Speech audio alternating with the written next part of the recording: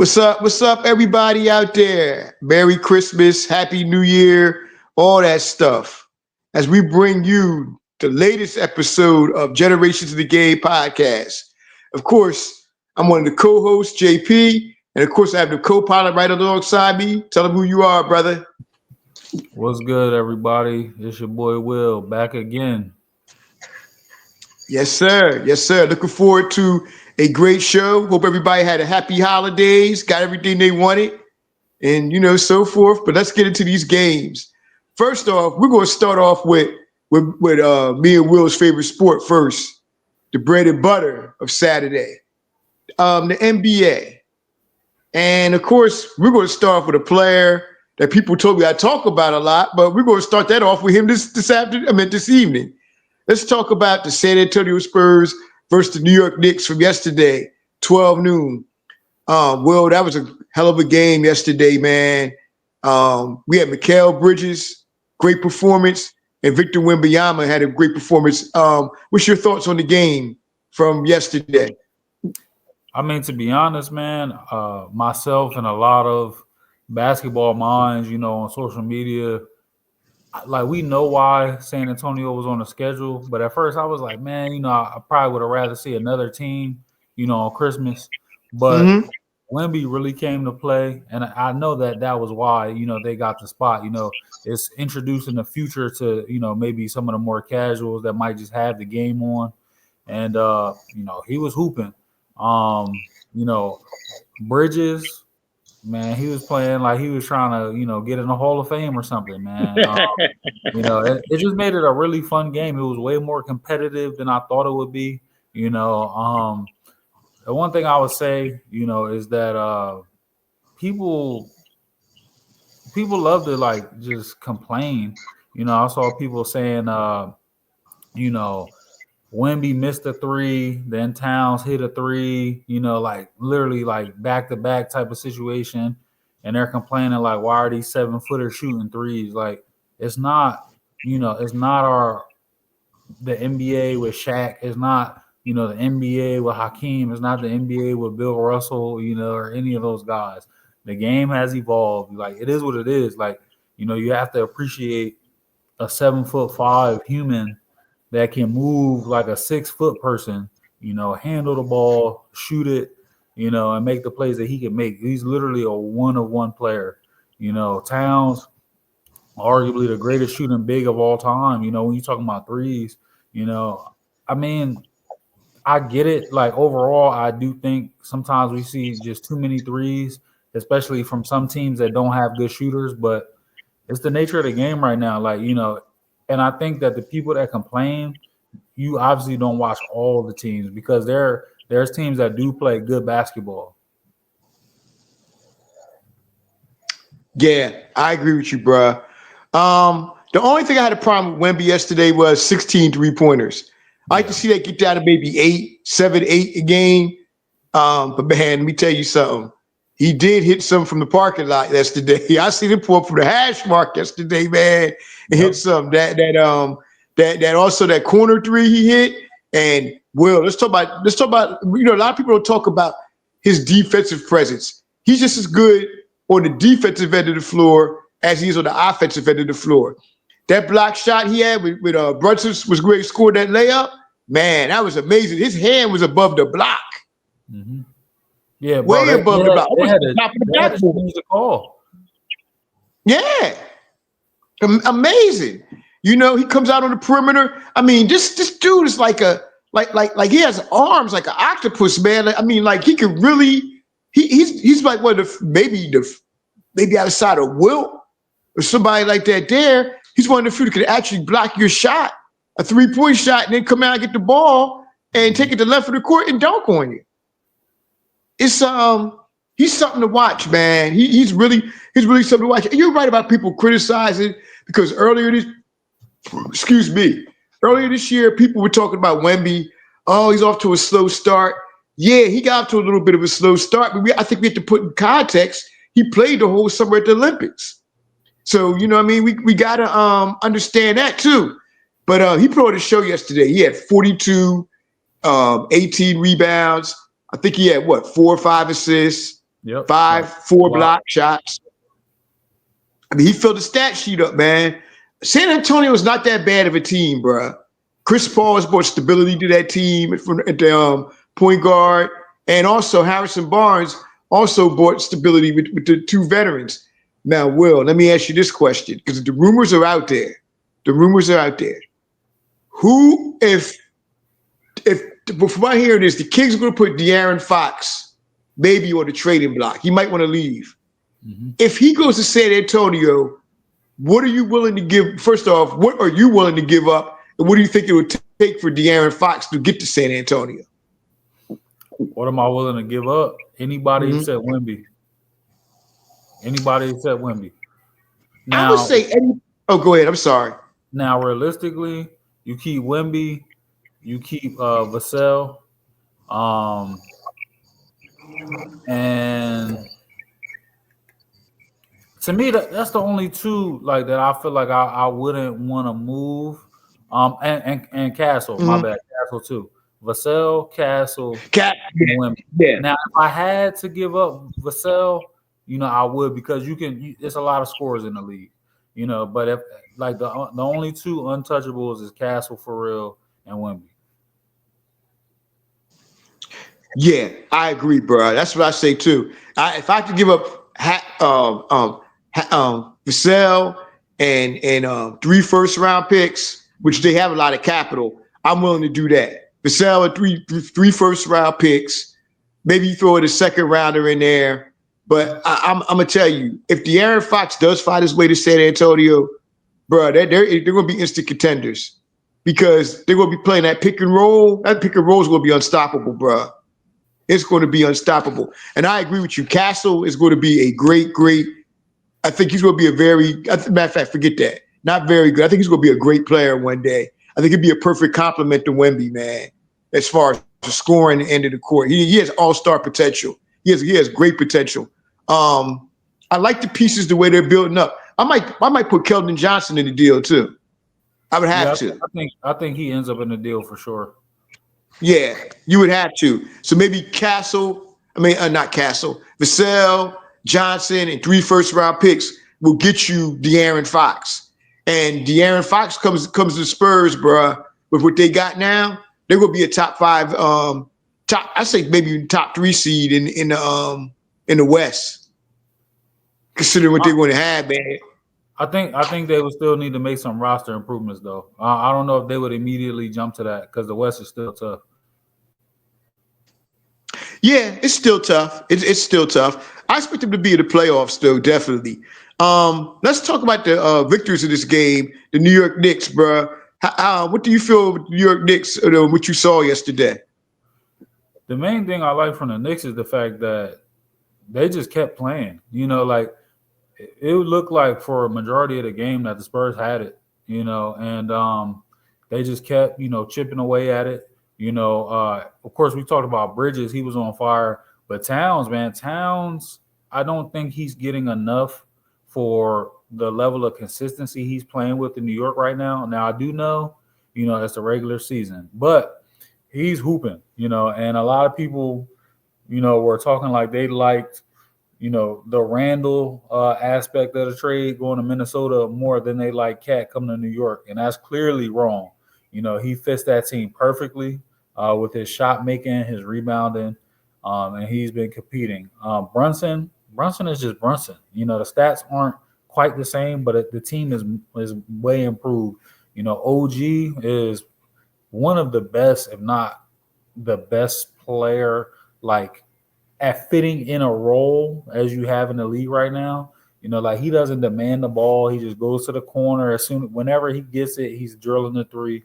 He plays defense. He gets like 8 boards. And is back to the office.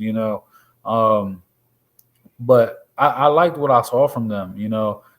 Some people were complaining a little bit about the record. They're competitive this year. And like games like these are the difference to me, and that's why you got to give credit to Leon Rose and Worldwide West. This is why you make the trades and the acquisitions that they made, because a blowout doesn't really tell you anything. it's close fought games where you see what your team is truly made of. Yeah, I agree with everything you said, bro. And Cat might be having his best year we've seen. He's had some great years in the NBA as far as I'm concerned. He's definitely going to be a future Hall of Famer. As you said, the best shooting big man we've ever seen. But he's been very aggressive on the boards as well. And like you said, Brunson's going to be Brunson. The stats are down a little bit, but he's still a great player. All-star level, great player. Mikal Bridges had his breakout game yesterday. I call Mikal Bridges. He reminds me so much of Eddie Jones. He reminds me so much of Eddie Jones, man. Similar build, similar type games. Eddie Jones was a great player too with Charlotte and the Lakers. Like you said, OG, he's very good. I would say the only problem I would have with the Knicks is they still need a little more depth at center, but they have everything else to be a threat to possibly even win it all. They're definitely a threat to Boston. I feel that all the way. I feel that all the way. But yeah, man, it was a great game yesterday. To kick off the NBA on ESPN. Very entertaining. You got everything that you wanted, and the stars came to play. And speaking of contenders, not contenders, but speaking of people who could be threats to the Celtics if they could get healthy, if they remain healthy, the Philadelphia 76ers had a big win at the Boston Garden yesterday as they defeated the Celtics 118-114. Joel Embiid at 27, 8 for 15 shooting. Tyrese Maxey was 12 for 23 from the field, had 32 points. Paul George had 23 points last night. Also, Martin, they say he's the new Andrew Toney, the Celtic killer. Back-to-back threes in the game. And I know I'm going to butcher his name, man. I know I'm going to butcher his name. Yobaselli, bruh. He's been coming on the past 2 weeks, man. If the Sixers could just get healthy and remain healthy, they get Jared McCabe back, I think maybe 6-7 weeks or so. But they could just get healthy and take it one game at a time. This team could be a dangerous team come playoff time if they remain healthy. What is your take on the Boston Sixers game we saw yesterday, Will? I mean, it was cool. Of course, I'm always rooting for Maxey, one of my UK guys, man, and he really came to play. He's a star. No doubt about that. Embiid, outside of that, pregame intro, he played pretty well. He always seems to, have his way, against Boston. And I like the Andrew Toney reference, man. See, that's why the multiple generations are important. As people that don't even know who Andrew Toney is. From my generation. But I I will believe it as far as the Sixers are concerned. I will believe it when I see it, and all I mean is health. If they are Understood. healthy, absolutely. Like before the season started, fully healthy, picturing the roster, bro, I thought they were going to be absolutely dangerous.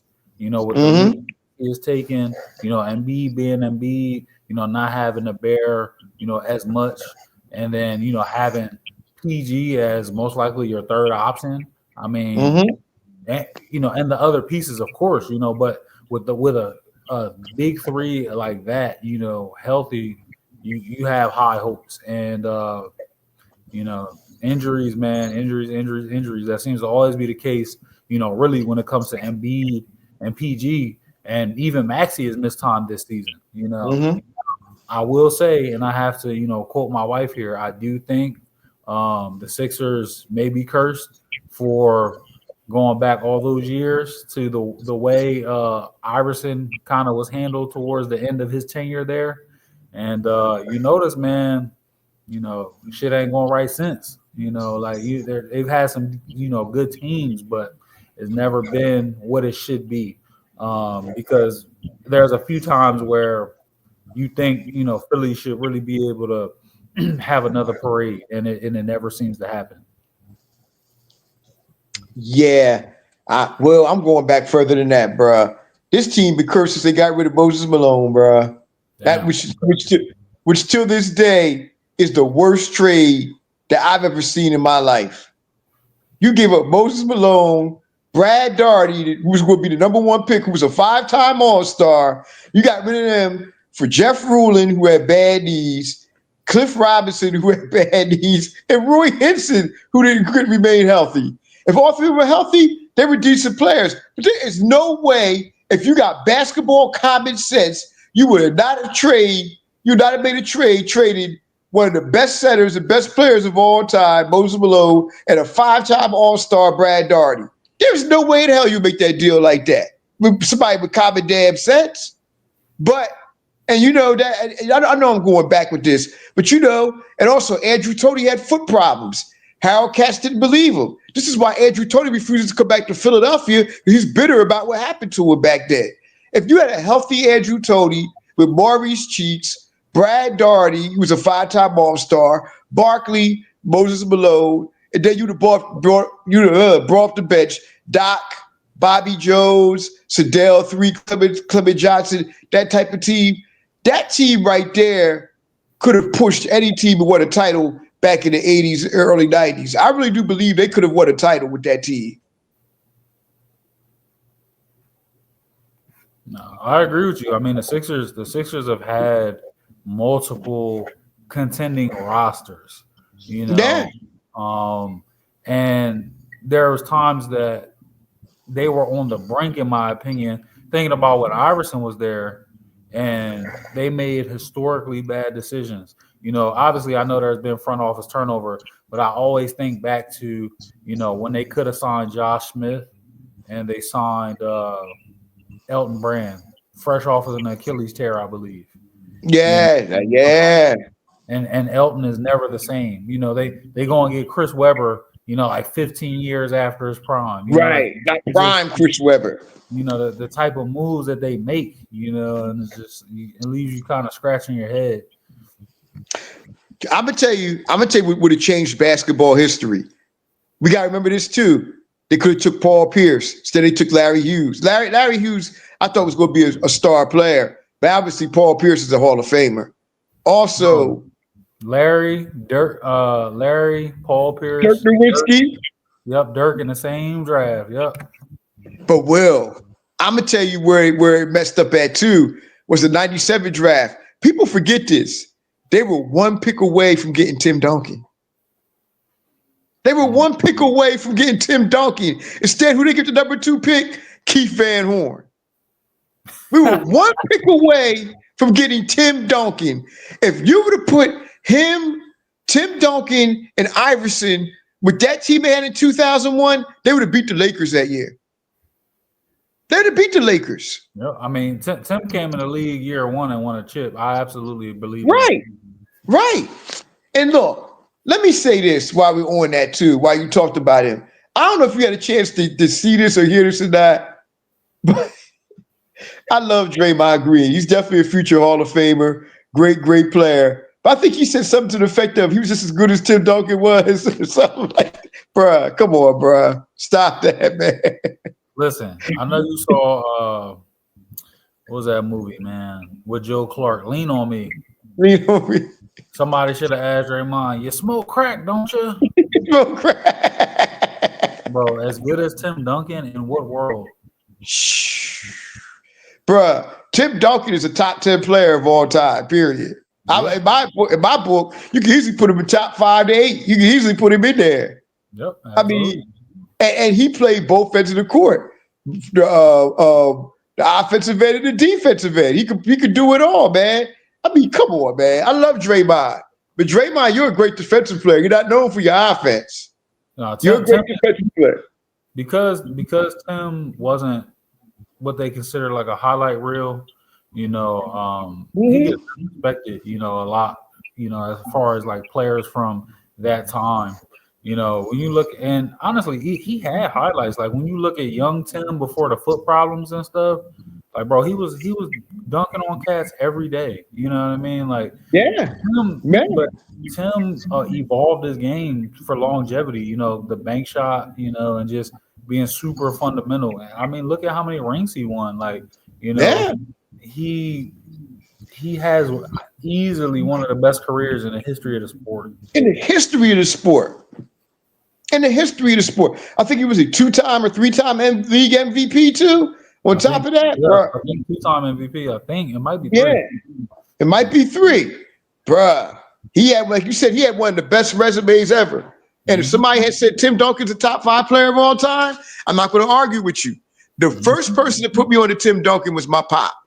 My pop was a referee. He reffed the game at Camden where Tim Duncan's team actually came up here and played Camden. Mm-hmm. And my pop told me, I didn't go to the game, but my pop told me, he said, he felt as though that Tim Duncan was just as good as Rasheed Wallace was in high school. I was like, there's no way. I never heard of this guy, Tim Duncan. Bruh, he was right. Tim Duncan actually had one of the best careers, and Rasheed's a great player too. Now, some people, in my opinion, I think Rasheed is a case to be in the Hall of Fame. I know the numbers might not look the way they should, but there's no way Detroit would have won that championship in 2004 if it wasn't for Rasheed Wallace, in my opinion, if he didn't come over there. He made the All right. difference. So I agree with you on the Tim point. I do not agree with you on the Sheed point. Listen, I like Sheed, and I've seen this a lot. You know, I know we talk about, for example, Talk Sports 24/7. I've seen a lot of them bringing up Sheed highlights, talking about he should be in the Hall. She should be in the Hall as a contributing member of the Detroit Pistons, and when they induct the whole team, not as an individual player. And here's why. Okay, like stats aren't the whole story, but it's a big part of making it as a Hall of Famer as an individual. He's a 4-time All-Star, a 1-time champion. Career numbers: 14.4 points, 6.7 rebounds. He's never led the league in anything except technicals. Career high, 20 points. Career high in rebounds, 8.2 points. Like, look, man, Sheed is one of the greatest talents we have ever seen as a power forward. But the numbers, you know, the production that you would expect, because people, you know, look, I didn't see Sheed in high school, but from what people say about him and the clips I've seen, you expect him to have and be on the same level as KG, as Tim, as those guys. And to be honest, he was not. Like, he was a good player, good career, respectable career, but not a great, not a great. No. Let me say this, Will, about him. He wasn't a stats guy, and I'm not saying that because he did go to the right programs. He's been a winner always. Everywhere he went, he won. But let me say this: at Gratz, he only gave you like 16 points, fit between 14 to 16 points a game. He played on a team that was like at a 7-8 Division I players. He only played like basically 3/4. And Bill Ellerby was the type of coach where he would share the ball. So, you know what I mean? He didn't lead the team in scoring, I don't think, his senior year. And, he gave you like 16 points, maybe like what, 12, 11, 12, 13 rebounds a game, 6, 7 blocks. But I think that's the reason why you didn't see him become as dominant as he was either. And also he played for Dean Smith. We know how Dean Smith is. People say, hell, he's the only person ever hold Michael Jordan under 30 points. I think it's because of the systems he played for, the coaches he played for. Great coach, Bill Ellerby, one of the best high school coaches ever. Of course, Dean Smith, one of the greatest college coaches ever. They taught basic fundamentals and unselfishness. And I think with him going to programs like that, that's what happened. Because if Rasheed was selfish or demanded the ball more, I think you would easily put up Tim Duncan type numbers. He had that talent. Excuse me. He had that talent like that, man. He was good. I understand what you're saying, and I definitely take that with what you said, bruh. And like I said, maybe he's a borderline Hall of Famer. He had a very good career. I mean, Rashid was special. I think his career high, if I can remember, was 38 points in the playoffs against the Lakers in 2000. I do remember that. He went off on him, man. That was the best game I seen Rashid play. But he was a difference maker on that Detroit Pistons team, bro. He definitely was. Oh yeah, for sure. Definitely a difference maker. Yeah. I was going to say, let's go to our I guess we can cover that maybe with this final game of the night that we saw, the Lakers versus the Golden State Warriors. You got what people got what they paid for. You got the stars came out, Curry, LeBron, real good game, 115, 113. Oh man, what's his name? Will, number 15. You know what I'm talking about. Oh, Reeves? Yeah, Austin Reeves at the game-winning shot, game-winning layup. And with I think it was like 2 seconds left. Curry almost did it again, man, with his shooting, man. Your thoughts on the game last night? Man, you know, this was a fun game to watch. Mm-hmm. But a harsh reality as well. You know, it's inevitable that we're coming towards the end of, you know, LeBron and Steph's careers. Mm-hmm. But they still are giving us all-time moments. And, you know, I'm just enjoying, you know, it while I can. You know, Steph literally shot them boys back in the game. You know, LeBron was, you know, playing well, of course. Now, the Austin Reeves layup, you know, good play for Austin. But the defender, I think it was Andrew Wiggins. Yeah. Man. You got to walk on. You don't give up the baseline like that. Yeah. You know, that's like early, you know, introduction to basketball, man. You do not give up the baseline. Bro, he got to the basket so easy. Like, that was ridiculous. I was surprised. You know, I was surprised. You know, good on the offensive player, horrible on the defensive player. Like, look, man, I know, you know, it was a long night. You know what I'm saying? You probably already had your Christmas dinner and might have had the itis or whatever, but you got to make them go right, you know, or, you know, you can't let them get by you like that. You just can't. Now, I will say, where was the help? But still, you know, hey, hell of a game to watch, man. You know, it was fun. Shout out to Jonathan Kuminga for the grown man play of Christmas. You know, oh man, that dunk. Oh, he took their souls. bro, like the thing that impressed me more than the dunk was when he drove and he bodied Rui like that. Rui went flying. Like, you know. I'm still waiting for Jonathan Kuminga to put it all together, bro, because he got all-star level talent. He has all-star level talent, man. And he shows you glimpses, but I think we got to remember he's either 21 or 22 years old, man. Yeah. So he still has a couple more years to develop into what he's going to be. But I agree, man. And he has the potential to be a perennial all-star, man. The kid can play. I mean, he could play. It was a great game. Go ahead. He's got as much physical ability as almost anybody, you know, in the league for sure. Mm-hmm. It comes down to mental. It comes down to your mental. That's what it comes down to. Do you want to be great or don't you want to be great? But yeah, I mean, it was a very entertaining game. LeBron 31-10, and was it 31-10, 31 points, 10 assists. 5 rebounds, I think 2 or 3 steals. Filled the stat sheet up last night. AD got hurt, and you know he's been very durable though, man. But hopefully the injury's not that bad. He can come back and play, man. You know, but the Lakers continue to show, you know, when they're good, they're good. They've had some good wins. They had some bad losses. There's a lot of talent on this team, but overall though, it was a good game, man. Definitely a good game. So, Will, let's move on now. I think we covered everything just about with basketball. Let's move on now to the world of football, bro. And let's start off with the defending champs, man. Pittsburgh Steelers first, the Kansas City Chiefs. bruh, that's the best game Kansas City played all year.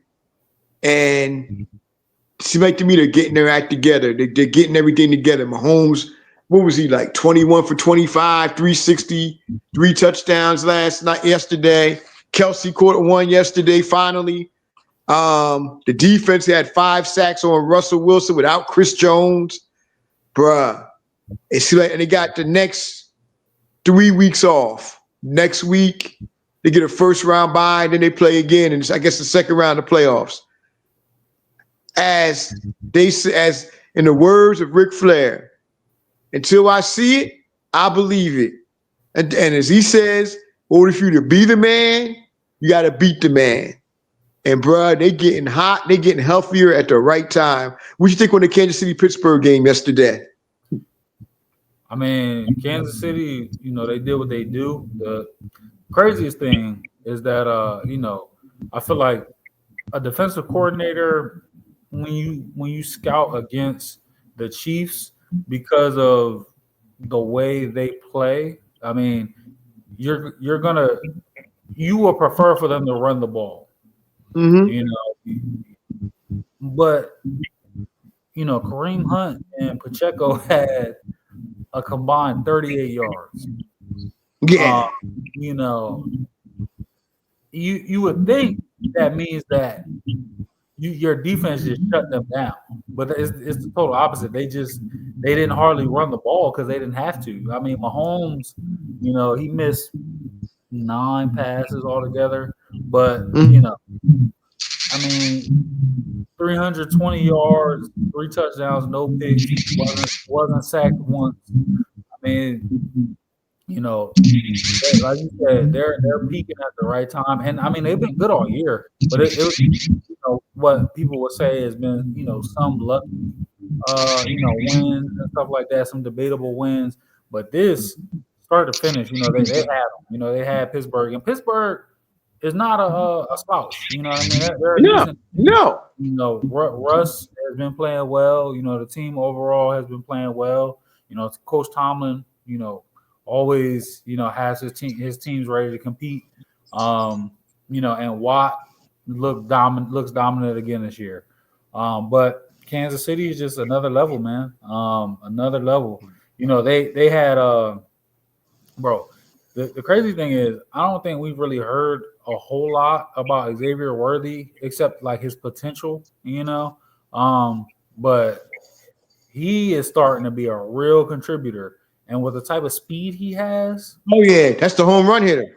Listen, man, you got him in the mix now. It's crazy. And then I don't know how, because Travis Kelce obviously is going in the Hall of Fame, no question. I don't know how he still manages to get open. Like, he had a touchdown in the end zone and he was wide open. Bro, if I'm not guarding anybody, I'm guarding Travis Kelce. He can't, and another thing with Travis Kelce too is, bruh, he can't get off the line and physically maul you the way he used to. You know what I mean? Because he's 35 years old. Like you said, he always finds a way to get open because that's a veteran moves and a veteran way of playing something. You better look out for something in the offseason, though. I'm telling you right now. I can see Tyreek Hill going back to Kansas City. Mm-hmm. I can see that. And if they get Tyreek Hill back there, Tyreek Hill didn't have a great year. It's not his fault. Tua got hurt and everything like that there. People say, oh, he hasn't lost a step. It's just that he didn't get the ball enough, and the quarterback play has been shaky when Tua is not healthy. Mm-hmm. And the chemistry seems to be off. The chemistry seems to be off with him and Tua anyway, a little bit compared to last year. We had the 1,700 and some yards. But, bruh, I'm telling you, next year, they bring Tyreek Hill in there, and you got Xavier Worthy and Hopkins and probably Juju Schuster and Watson. Bruh, that's going to be some stuff next year with the running game they got. On paper, next year, it could be a 4P. It could be a 4P.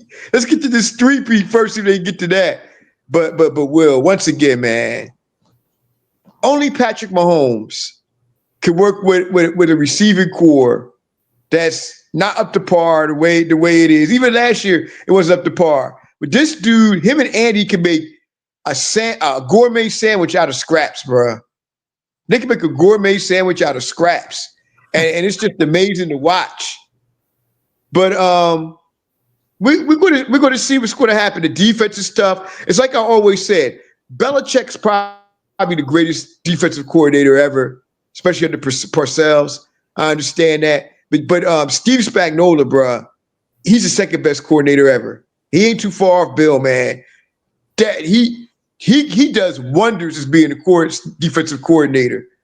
But and Will, let's talk about this too, bro. While we talk about the Steelers, some people were saying that Mike Tomlin's job should be in jeopardy. I disagree, bro. First off, Russ has been up and down. He's not old Russ what he used to be. The running game is not as good as it should be, and he's still finding a way to get these guys at 10-6, bro. Mm-hmm. Going into next weekend, it's amazing what this man can do. What are your thoughts on that?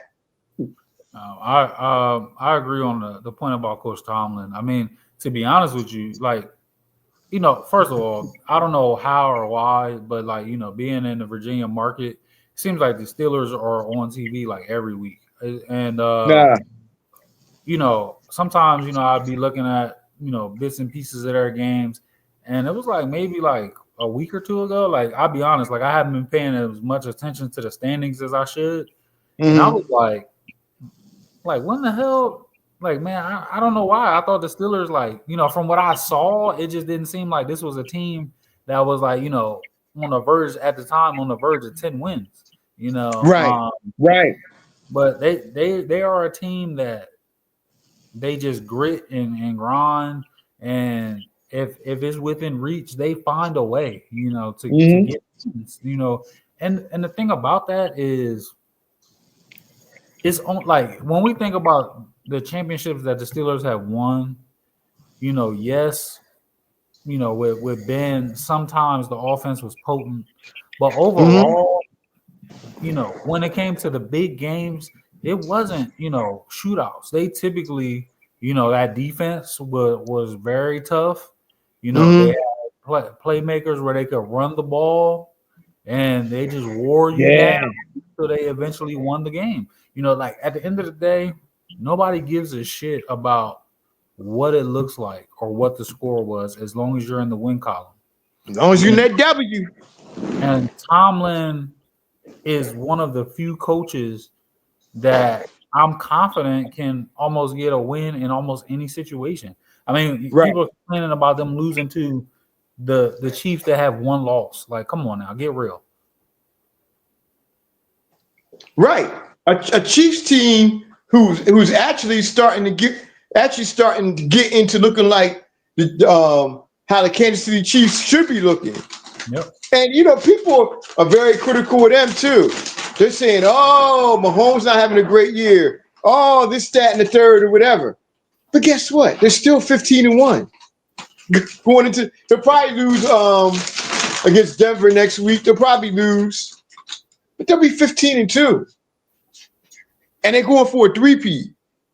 I wouldn't want to play them in the playoffs. I would not bet against Mahomes in the playoffs. I agree. So, yeah, definitely.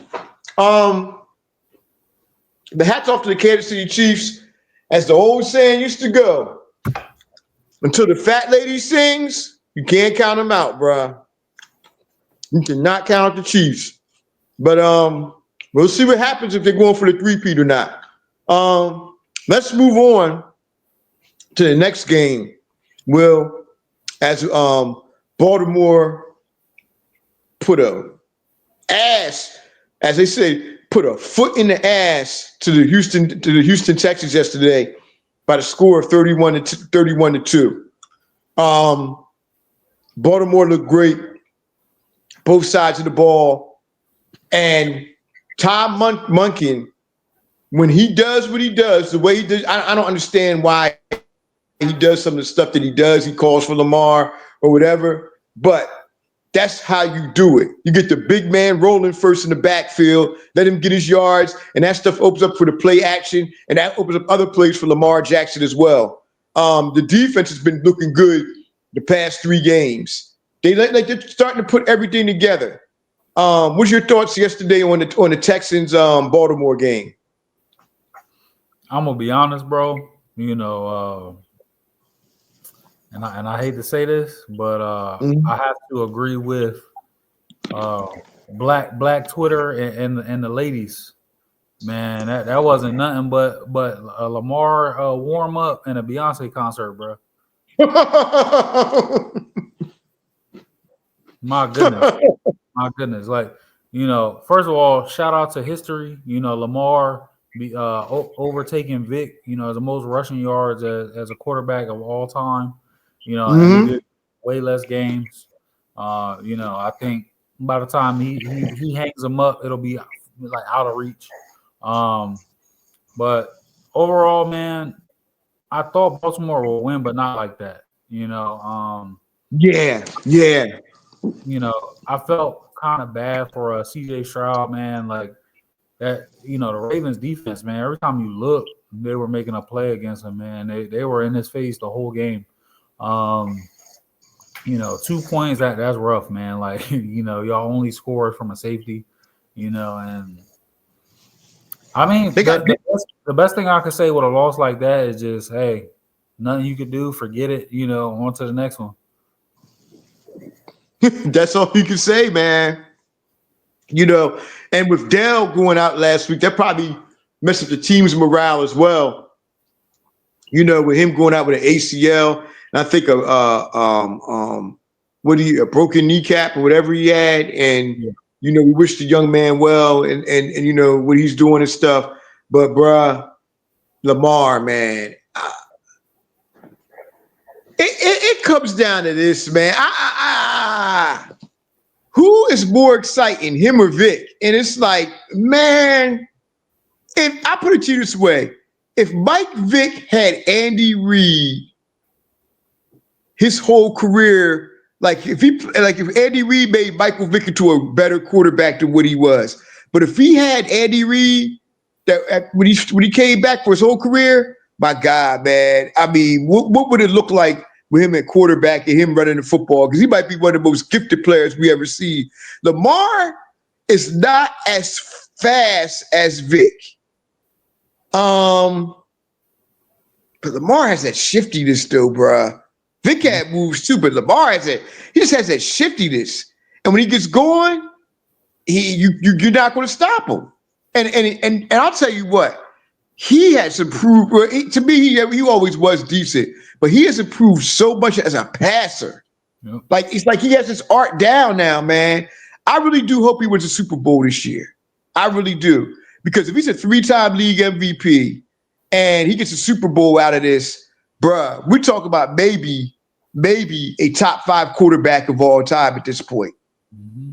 And he's still like in the early part of his prime, man. We still got another 6-7 years of what he's going to do. I think his stats was what? 3,995 yards. His first time he been over 4,000, I think, when he's going for this year. Also threw for 39 touchdowns, 4 interceptions. Total touchdowns is 43 and ran for 852 yards so far this year. He could get 1,000. Yep. He could get over 1,000 this year. So, Will, that would be sick for a quarterback to pass for over 4,000 yards and get 1,000 yards rushing in the same year. And I know Josh Allen's had a career, but we're talking about historical type numbers with Lamar if he gets that. 1,000 yards rushing and over 4,000 yards passing. I thought I would never see a day where an NFL player gets that. What do you think about that? I mean, it's very likely that we do see that. I think, you know, Lamar is definitely having a great season. And we talked about it, you know, him, you know, multiple times on the show. I just think it's crazy that he's already had so much success and he still seems to get better, you know, season after season. You know, and I will say I think that the success that Derrick Henry is having will be used by some to not vote for him for MVP. Um, just like I think that um, if Jalen was a candidate, they would use Saquon's numbers against him. Mm-hmm. I think that as much as I feel he is deserving, I think they're going to use the fact that the Bills probably don't have another Pro Bowler on their entire offense, as the feather in the cap for Josh Allen. I think they're both having phenomenal seasons, and it should come down to number one, whichever team out of the Bills and the Ravens ends up with the better record. And then two, look, man, you don't see history every day. You just don't. Mm-mm. You just don't. You know, um, and but to be honest with you, and this isn't hate, but I have no interest if Lamar wins another MVP. I need to see Mm. I need to see Lamar Jackson win a Super Bowl at this point. Right, right. I hear you though. That's not hate. That's reality. Although I think he is on his way to win another MVP, but I agree with you. Because at the end of the day, what do people judge you by? Rings. Yep. He's already won multiple MVPs. So the Right. conversation is about, Super Bowl trophies for him now, and I'm saying this as somebody that is a fan and wants to see him succeed. And there's people that are using, playoff failures of the team to undermine what he has accomplished.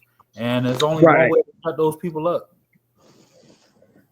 Man, I tell you, and Derrick Henry, man, what more can you say, bruh? Bruh, I actually heard somebody say one day that he's not a Hall of Famer. I don't know what planet they on or whatever, bruh. This man got over what 11, almost 11,000. No, he has over 11. I think he's at 11,200 yards rushing.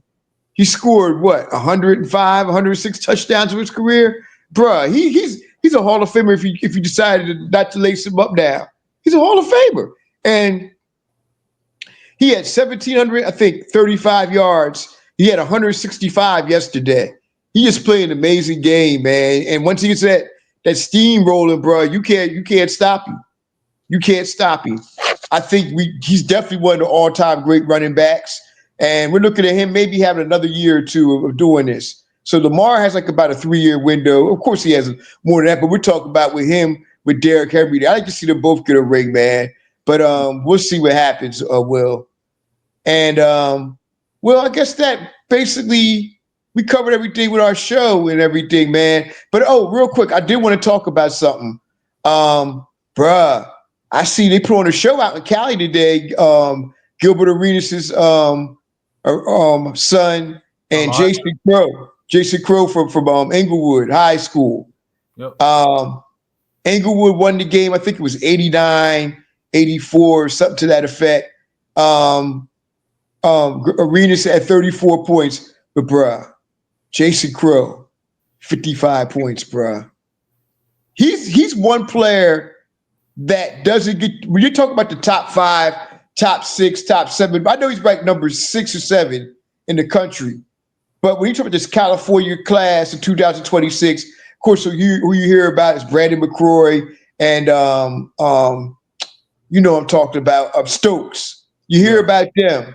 But bruh, this dude is a walking bucket. He's what you call a scoring machine. And we never really talked about him, Will. What's your evaluation of Jason Crowe? So first of all, there's a lot of people that don't realize it, but he's another player's kid. His father was a hooper. He was taught the right way. Lefty, super bucket. But also keeps his teammates involved. Kentucky's involved heavily with them, and I pray that he comes to Lexington as well. But he is one of the best scorers that I've seen. But the difference for me with Crowe is that he gets his points within the flow of a game. Like he's not a player that you look and he he has 42 points, but he shot 40 times. Like Mm-hmm. it's natural. And I'm not gonna call out any particular player, but he's very efficient and he just gets to it. And that's the thing that I like the most about him. Yeah. Well, am I wrong for saying this? He has a lot of De'Aaron Fox in him, I think. Maybe maybe a little more better scorer, but he does remind me of De'Aaron Fox a little bit. So I think where Fox is now, like as a Mm-hmm. player, I could see that. Yeah, I don't think he has like the end to end burst quite the same. He don't get me wrong, he's quick, but like Fox, like coming into the league, was one of the fastest players the league might have seen. You know what I mean? But Crowe, yeah, I definitely see it. Yeah, yeah. And let's talk about Arenas, man, and his game and stuff. How do you think about Arenas? Now Elijah's a killer, man. Like his dad, like he never met a shot he didn't like. And the thing with him is that Gil, he took a very unique approach with Elijah. He said, I want him to go to the worst situation possible Right. where he is the only option for the team, so he learns how to kill everything in front of him. He said, Yeah. later on, I can put him on the team. They can teach him when to pass, but when he's never going to shy away from the moment, and you can see it. You can see it. Elijah is a super competitor, very athletic, still growing. I think he's like 6'6", 6'7", and listen, man. I think he ends up, at Louisville where his sister is, but Mm-hmm. listen, that kid immediately upgrades any program from day one. Um, Mm-hmm. Now, it would be crazy if Louisville could somehow get Elijah and Tyron Stokes. But now I'm pretty sure Stokes is moving into 2025 though. Oh yeah. And I'm gonna tell you, man, Stokes is tough, brother. I've seen him. He's powerful. He's definitely powerful. And I read an article last week. He said the reason why he came went Notre Dame, not Notre Dame in college people, but Notre Dame High School in Southern California, is because he said he loves playing for a state championship and playing for high school and stuff. He has a lot of bounce to him. He can shoot from the outside, take you down and the inside. He's what about 6'7", 6'8", Will, about what, 250, 260? I don't know if he's that heavy, but he's solid. Yeah, we'll say about 245. Yeah, we'll say about that, about 245. But man, he remind I don't want to say it, but I'm gonna say it anyway. He has a lot of Charles Barkley type in his game, man. They're both undersized. He's like a 6'7", 6'8" power forward, and they're both explosive at getting to the basket, man. You know? I agree to the point of undersized player, but that's as far as I can agree, man. Charles is one of one, man. He's one of the few Yeah. players I think is one of one. Because Chuck was only like what 6'4" for real, playing power Yeah, forward. 6'4.5". Mhm. Yeah. Man, Chuck was tough, brother. Chuck was tough. But hey, Will, man, I guess I guess that covers everything, man. We gave you all the college football. I mean, not college football. We went to my NFL, the NBA. Gave you an update on what was going today out in California with the matchup with Elijah. Um, man, Arenas Yep. versus Jason Crowe. Oh, what was that? No, I was just saying Elijah Arenas. Yeah, Elijah Arenas against Jason Crowe. We gave you that matchup for the day. That even though Elijah is going to the class of 2025, that 2026 Cali class is still special regardless. Because you're still going to have 4 or 5 All-Americans on that team. And you're going to have some potential franchise players. But yeah, we covered that. Also, real quick, UConn USC women's game. If y'all missed that, y'all missed a very, very good game. The Stars came out and played, and it was very good. What was your take on the game on Saturday, USC versus UConn? Will? Honestly, man, like my takeaway is more so just about women's college basketball as a whole. You know, the way that they have scheduled this season, this early in the season, has been a true treat for the fans and the true, Yeah. you know, basketball heads and fanatics. Look, man, the ladies and the coaches, they are ducking absolutely no smoke. You know, every weekend you look, there's a marquee matchup. And for the most Mm-hmm. part, it's been living up to the hype. You know, you had some games where teams, South Carolina, UCLA, Mm-hmm. they're steamrolling their opposition and stuff. But overall, we've had some great matchups. Notre Dame's been involved in, I think, like three of them already. USC, South Carolina, UCLA, and there's way more teams. UConn, of course, like we are being blessed with a lot of great basketball, and the ladies are making the most of it, man. Like I'm just glad to see the game continuing to get more and more exposure. I agree, bro. I watched that game over the college football playoffs, and I'm glad I did, man. It was a hell of a game, man. They were going back and forth and going at it. Juju, of course, is special. Paige Becker is special. But I remember what's the name? The center they have at UConn. She's a freshman. What's her Oh, name? Sarah Strong. Sarah Strong. There you go. Well, I wish you would have gone to South Carolina though, bro. Yeah. Because remember she was in the running for it. She's going to be a great player. Gino got himself another one, bruh. Mhm. And of course, in my opinion, the most entertaining team, men or women, is Notre Dame. Notre Dame is an exciting team to watch, especially with that backcourt, man. Anchored by dang, going it. I can't Hannah pronounce it. Hidalgo. Yeah, Hannah Hidalgo. There you go. Hannah Hidalgo, man. Her and the other girl from Jersey in the backcourt, man. That is some backcourt, bro. They like a tough team. They're going to be a tough team to put out. Bro, the So thing about Notre Dame is they're not even full strength yet. They still they're that's missing crazy. Maddie Westbelt, who was a key contributor for them last season. And they like the transfers they brought in and everybody, they're still putting up, crazy numbers and they're missing a key piece. So when she comes back, look out, man. Look, look out, man. They got a chance. I think the teams that could potentially win the national championship is South Carolina, of course, UConn, USC, Notre Dame. There's one other team I want to say too. Maybe Texas. UCLA Could got to possibly, be in there. oh yeah, what the hell am I talking about? Yeah, That's what I meant to say. UCLA with bets in the middle and stuff. Yeah, absolutely. let me let you all know. If you haven't watched the college women's basketball game, you're only cheating yourself. You're only cheating yourself. These women, these ladies are hooping, and we gotta continue to support them and what they do, man, because they put on a show every night. But well, I guess we definitely covered the whole gauntlet, man. So I'm gonna kick my shout outs.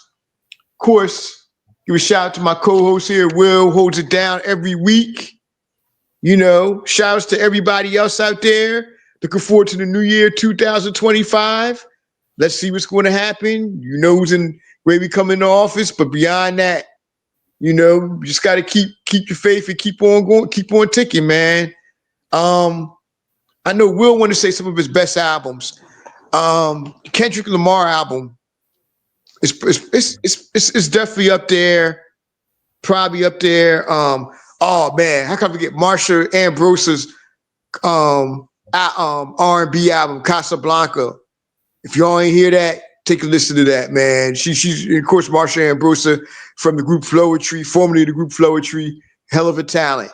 I haven't reviewed them all the way, but two albums dropped this week. Redman dropped, what was it, Muddy Waters Part 2. I heard a couple cuts on there, and the cuts that I heard on there, they were good. Also, Snoop and Dre dropped an album last week. And That's been so out for far, I heard a like, while. Yeah. yeah. And from what I heard like about 3 tracks. It's pretty good. LL dropped the album this summer to me, which was decent. Um, oh man, there's somebody else on the tip of my tongue. Common. Common, Yep, yep, Common and Pete Rock. That's what it was. It was a very, very good album.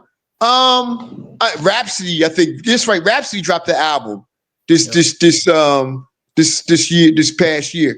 Look, let me tell you all something. There's good hip hop out here. Stop complaining about what you're hearing on the radio because the radio doesn't dictate stuff no more. Just stop it.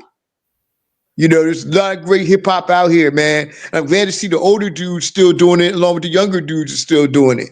So you know, that's a good thing. Well, let's get your shouts. You know, your albums that you've heard this year that were great to you. So it's actually been a really good year for music. Hmm. Just off the top of my head, I'll try to name some that you didn't. Um, Dochi held it down. Um, Glorilla. So for those like first of all, the ladies before the later half of the year, the ladies really were carrying rap music. Mm. You know, Dochi, Glorilla, and Lotto. Two of my personal favorites really was Glorilla though, and Dochi. They really did their thing this year. Then of course, not just rap. We had Sir. Dropped a really good album. October London, really good album. Yeah, I forgot Um, about October London, man. The album was fire. Yep. The young lady, Layla, I really enjoyed her album a lot. A new artist. It's actually Mos Def's daughter. She's a singer. She's dope. Wow. Yeah. Then of course, man, Shay Noir, one of the hardest out. Is like women rappers with the bars. She raps with Ransom, 38 Special, like people like that. So you already know how she gets it in. Yeah, Um, yeah. you know, I'm biased. Of course, my boy Jay Skis, another good album, Conway, but I have to be real. I see some discourse on social media that people don't like West Coast music, and I'm here to tell you, if you don't, that's just bias because the Yep. West Coast absolutely held it down this year. Absolutely. Yes, they did. Tyler the Creator, fire album of the year contender. Vince Staples, fire album. Kendrick, arguably the best year in all of music.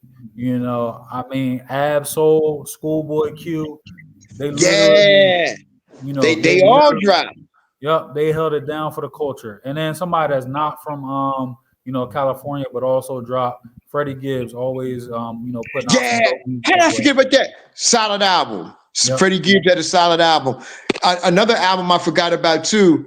Oh, bruh, I got it right here with me too. It's a doggone shame. I can't even think of it. I just forgot what it is real quick. Oh my God. I can't believe this. So while you thinking, Oh, JP, I know what it was. oh, go ahead. 38 Special and Benny the Butcher's album. Yeah, That was that a was good good. album. Yeah, Benny the Stabbing Butcher's solo Prostitute. album. That was a good album. That was good.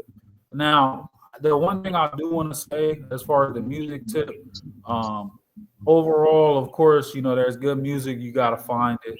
But I have to give a shout out, and similar to the NBA conversation, we're still in part being carried by, legacy acts. Kendrick, he's been on the scene for a while now, but Yeah. Freeway had a really great project this year. MC Light had a really dope project. LL Cool J had a really dope project. Ghostface had a really dope project. The fact that these artists have come out, some of them before I was ever even born, and are still rapping at the level that they're rapping, it speaks to the love of the game. It speaks to, their vocabulary and dedication. And I have to say, it's a clear cut difference. I know there's some younger artists that are good, but it's a clear cut difference. People need to have their kids reading, writing, watching movies, listening to music from different genres because it's a clear difference in, your generation, artists even from my generation and what's, Hmm. kind of being put out now by some of the newer artists. Right. Bruh. I forgot some of the names of the albums that you mention too, man. It was a great year for music, man, especially hip hop. It was a real great year, man. But you know what? I've been meaning to listen to that Ab Soul album because Ab Soul is one of my favorite, man. But it's one of my favorites, man, of artists of all time. I mean, one of my favorite artists right now doing it. Yo, Um, real quick, I almost forgot, bro. Before we move on, one project I forgot: Lupe Fiasco, Samurai. That shit is dope, I gotta listen to it. I didn't know Ghostface even dropped this year. bro. Ghostface still got it, and he got a track with Nas on there. I gotta listen to it, bro. I gotta listen to it tomorrow when I go to work tomorrow, man. That and Lupe Fiasco, man. They at the top of the radar, bro. And all those out there talking about hip hop is dead and hip hop ain't dead. Did not? Nah, Nas ain't dropped this year. No, Nas didn't drop this year. Nas put out enough music over the last 3 years, man, for the next 10. Yeah, yeah, man. He did, man. He did. But yeah, this year, 2024, it was some solid work, especially on the hip hop side, y'all. It was a great year for hip hop. It really was. But we'll also kick your shout outs to the people we want to kick your shout outs to, good brother. All right, shout outs. Of course, man, my guy JP, one of the most dedicated in the game. Of course, Oh, thanks, my brother. family, of course, I'm not here doing this, without, the push and the motivation from them. And then, all of our loved ones. And then, from a sports perspective, man, shout out to the back-to-back champions. I'm not a UConn fan, but back-to-back chips is impressive, especially in this era of NIL. Yeah, And of course, yeah. the South Carolina Lady Gamecocks. I mean, it's been a lot of good sports, but having back-to-back on the on both sides, it was crazy, man. And South Carolina was undefeated. They might be the team. They might be our. I think we got to make them our team of the year since they went undefeated. Yep, And absolutely. and mostly they were dominant games too. They played. It might have been one or two games where they weren't dominant, but most of those games they were dominant. Absolutely. So we definitely got to do that, man. Definitely, and of course the Chiefs dynasty we saw this year. Got to give a shout outs to them. What they did. Also on the high school front, y'all know me and Will big Camden High School fans. So shout out to them for winning the state title in 2024. 30-2 they went. And remember, this is a year after they lose 4 starters, including 2 All-Americans with Aaron Bradshaw and DJ Wagner. And of course, the great point guard they had, the floor general, Sion Medley, and DeShare Haskins and Boog Robinson. This is after all this thing. They lost all those great players they had, and they come back and win the state title the next year, 30-2, man, with Billy Richmond in the crew. Crazy, Will. Absolutely. Crazy run. Oh, real quick too, man. It didn't end the way I'm sure he wanted it to end, but shout out to Jim Larinaga, man. Hell of a career. Yeah. The NIL thing. He said he had a problem. That was the reason why he really resigned. We'll see what Jalil Bethea is going to do now too, because I think he's coming off the bench there. And Jalil Bethea is a walking bucket for those who don't know who he was. He's one of the top 7, top 8 players in the country last year out of Archbishop Wood, out of Philly. So we'll see what he does now. And the kid that's definitely has pro potential. He can shoot anywhere on the court, got leaping ability and everything. So he's at Miami. He's only a freshman. So, I don't know if they're bringing him along slowly or he's ready to break out, but it's a lot of talent that he has inside of him, man. And stuff we're looking forward to in 2025. I already got a list I'm looking forward to. Of course, Quincy Wilson, I think, makes his debut in 2 weeks on the track at the Virginia. Matter of fact, Will, he's down your way, Virginia Showcase in Virginia Beach. He's making his debut. Yeah, because he's from the 757. Mm-hmm. So we're looking forward to see what he does this year. And will this be the year at Penn Relays where we'll have an American high school that will win the 4x4 in the first time in 17 years from a Jamaican high school. I'm telling you all right now, in my opinion, I'm putting Bullets as the favorites to win because of Quincy Wilson. All he needs is that baton to be close, and it's over. It don't have to be close now because he proved himself on the international stage, and he probably could run a 43 quarter. He does that, it's lights out. It's lights out. As my man Tommy says on Power, cancel Christmas, bruh. You can cancel Christmas once they do that. Also, Will, another thing I think we're looking forward to is on February 2nd, the big rematch game. Hopefully everybody's at full strength. Hopefully everybody's healthy. They come in here, they play well. The rematch, Camden versus Imhotep.